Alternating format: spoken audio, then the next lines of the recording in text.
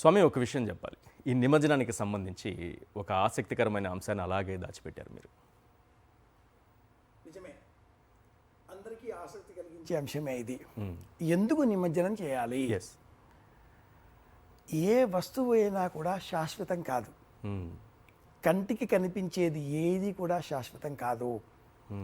ఈ దేహం కూడా, ఇందులో ప్రాణశక్తి ఉన్నంత కాలమే ఈ శరీరాన్ని కాకునూరి అని పిలుస్తారు. అంతే. వెళ్ళిపోయిన మరుక్షణం దేహం, బాడీ అని పిలుస్తుంది ఈ లోకం. పేరు కూడా పేరు పెట్టి కూడా పిలవకూడదు. పిలవకూడదు.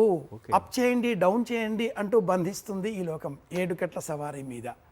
అంతేగాని అయ్యో పాపం కదా, నొప్పి కదా, పేరు పెట్టి పిలివరు, ఒట్టి శరీరమే అని చెబుతారు.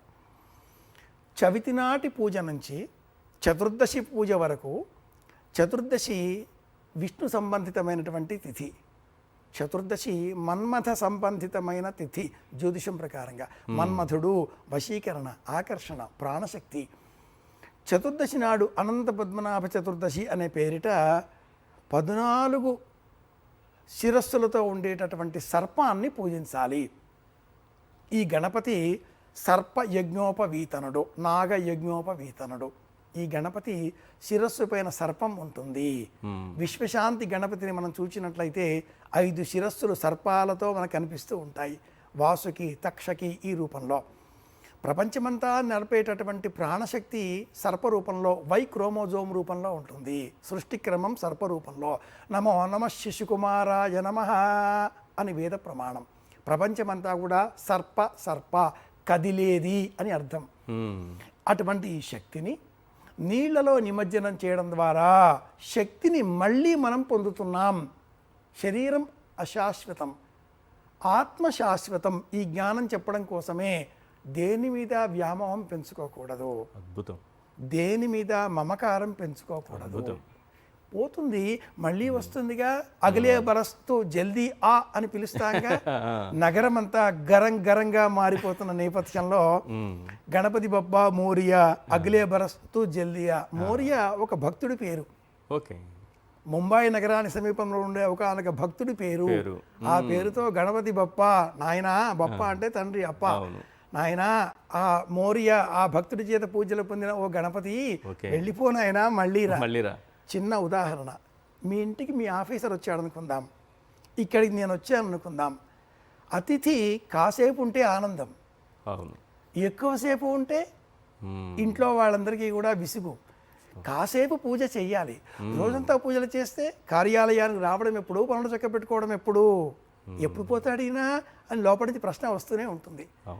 అలా పిలవాలి, కూర్చుండబెట్టాలి, పూజ చేయాలి. జ్ఞానం వచ్చేసింది తండ్రి, వెళ్ళిరా అని చెప్పాలి. మట్టి వినాయకుడు కనుక మట్టి వినాయకుడినే పూజించాలి కనుక చెరువులో నిమజ్జనం. ఇది మహా అపచారం, దోషం. ఇప్పుడు అన్నారు మీరు, మంచి ప్రశ్న వేశారు. ఏమన్నారు? ఇప్పుడు ఈ రోజుల్లో వినాయకుడిని భక్తి శ్రద్ధలతో కాకుండా ఆడంబరాలతో పూజించే ఆచారం వచ్చేసింది. ఇది బాధాకరం. మట్టి వినాయకుడినే పూజించాలి, ఇది శాస్త్ర ప్రమాణం.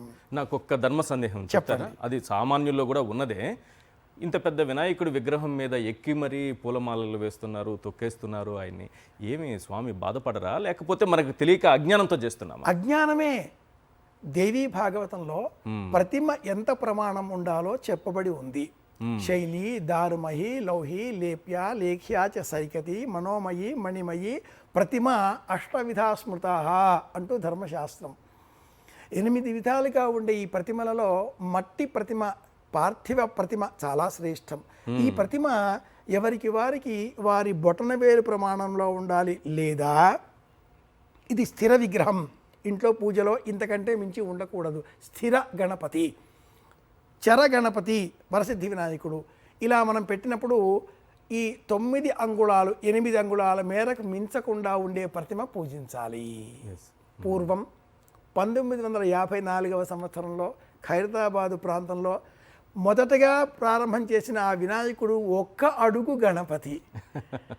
ఇంతే వటుడంతే అన్నట్టుగా ఇంతగా పెరిగిపోయింది. మీరు అన్నట్టు వినాయక ప్రతిమ మీద ఎక్కి దండలు వేయడం ఇదంతా కూడా బాధాకరం, దోషం. ఇంత చేయకూడదు. చిన్న ప్రతిమ ఆరాధించాలి. అలాగే ప్రతిమను నిమజ్జనం చేసే సమయంలో గచ్చ గచ్చ సురశ్రేష్ఠ స్వస్థాన పరమేశ్వర యత్ర బ్రహ్మాదయో దేవ తత్ర గచ్చ గణాధిప అంటూ నమస్కారం చేసి గౌరవపూర్వకంగా మర్యాద పురస్సరంగా స్వామిని సాగరంపాలి, మనకు ప్రశాంతతనివ్వాలి అని కోరుకోవాలి. కానీ ఇలా ప్రచారార్థమో ఆ స్వామిని భయపెట్టే విధంగానో మనం అర్చనలు చేయకూడదు. గణపతి సైతం అమ్మా వీళ్ళు వస్తున్నారా, నా మీద దండ వేయడం కోసం భుజ మీద కాలు పెట్టి చేతి మీద కాలు పెట్టి మీద కాలు పెట్టి నా మీద వేస్తున్నారా, దండయాత్ర చేస్తున్నారా అనేటట్లుగా దేవుణ్ణి భయపెట్టే పూజలు చేయడం మానేద్దాం. ప్రశాంతంగా శోభాయాత్రలో రేపు మధ్యాహ్నం 1 గంట లోపల పూర్తి చేసే విధంగా ప్రయత్నాలు చేద్దాం. ఎందుకంటే రేపు సాయంత్రం గ్రహణం ఉంది. ఈలోపే కార్యక్రమం మధ్యాహ్నం 1 గంట లోపల మనం నిమజ్జనం చేయగలిగితే ఈ వ్రతాన్ని సక్రమంగా పూర్తి చేసుకున్న వాళ్ళం అవుతాం. ధర్మం ప్రకారంగా ప్రవర్తిద్దాం, మర్చిపోకుండా స్వామి అనుగ్రహాన్ని పొందుదాం. శుభమస్తు. నమస్తే. నమస్తే సూర్యనారాయణ గారు, చాలా చక్కగా ధర్మ సందేహాలు అద్భుతంగా వివరించారు. ఎందుకంటే చాలా విషయాలు తెలియక తప్పు చేసేస్తున్నారు, తెలిసి చేయడం కాదు తెలియక తప్పు చేసేస్తున్నారు, తెలిసి కొందరు తప్పులు చేస్తున్నారు. ఈ తప్పులన్నింటినీ ఎలా దిద్దుకోవాలి, ఎలా మనం మసులుకోవాలి, ఎలా ఈ వినాయకుని పండుగ చేసుకోవాలి, నిమజ్జనం చేసుకోవాలని చాలా చక్కగా వివరించినందుకు సర్వస్వమే స్వామి దయాళువు, అన్నింటినీ క్షమించవలసింది అంటూ కోరుకుంటూ మళ్ళీ కలుసుకుందాం. అందరి క్షేమాన్ని కోరుదాం. శుభమస్తు. శ్రీరామ జయం.